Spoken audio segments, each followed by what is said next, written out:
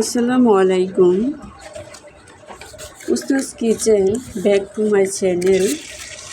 আজকে আপনাদের সাথে শেয়ার করব ডিম আলুর তরকারি। ডিম আলুর তরকারি অনেকভাবে রান্না করা যায়, তবে আজকে সহজ উপায়ে রান্না করব অল্প সময়ে। আশা করছি ভালো লাগবে আপনাদের। তা আমি যেভাবে নর্মালি ডিম ভাজি করে, এভাবে আমি শুরুতেই একটা ডিম ভাজি করে নিলাম, নিয়ে এটা রেখে দিব।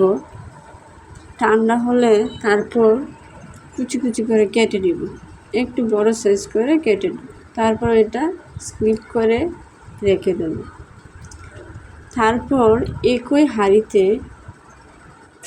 দিয়ে দিব পেঁয়াজ কুচি। পেঁয়াজটা ভালোভাবে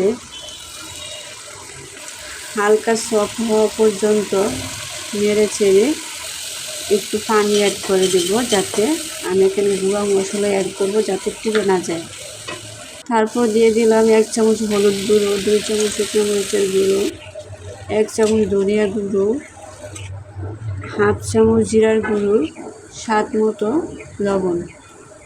তারপর আগে থেকে কুচি করে রেখেছিলাম 5-6টা আলু। কুচি করা আলুগুলো মশলা ভালোভাবে কষানোর পর দিয়ে দিলাম। আলুগুলো ভালোভাবে নেড়ে চেড়ে মিশিয়ে নেব। তারপর ঢাকনা দিয়ে ঢেকে দিব 5 মিনিটের জন্য। 5 মিনিট পর আবার ঢাকনা সরিয়ে আবার নেড়ে ছেড়ে পানি অ্যাড করে দেব পরিমাণ মতো, যাতে আলুগুলো ভালোভাবে সিদ্ধ হয়। তারপর আবার ঢাকনা দিয়ে ঢেকে দেব। আবার ঢাকনা সরিয়ে 5 মিনিট পর একটু নেড়ে ছেড়ে দিব।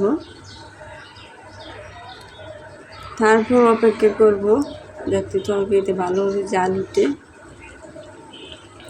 জাল ওঠার পর কুচি করা ডিমগুলো দিয়ে দিব।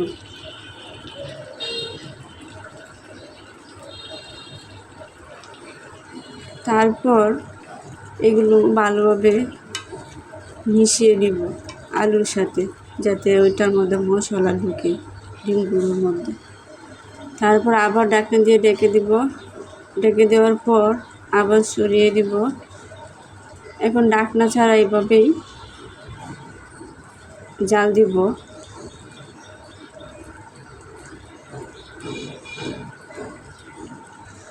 ঝোলটা একটু শুকানো পর্যন্ত জাল দিব।